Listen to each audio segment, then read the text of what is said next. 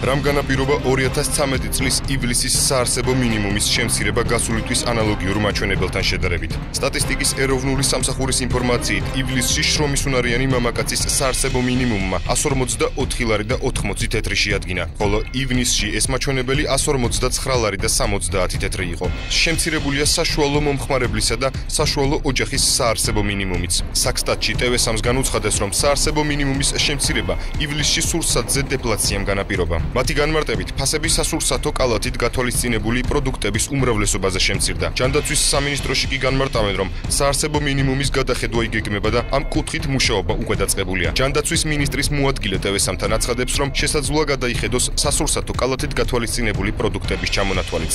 არის რიგ შემთხვევაში ისეთი პროდუქტები ჩადებული, რომელსაც მთელი წლის განმავლობაში ვერ შეიძენს უბრალო მომხმარებელი. ზოგიერთი პროდუქტი შეიძლება იყოს წელიწადის მხოლოდ ერთ პერიოდში და მისი ბაზარზე ნაკლებობის გამო მას ჰქონდეს უფრო მაღალი ფასი. ოფიციალური სტატისტიკის მიხედვით 2013 წლის ივლისის საარსებო მინიმუმი გასული წლის ანალოგიური პერიოდის მაჩვენებელზე 1.7 ლარით ნაკლებია.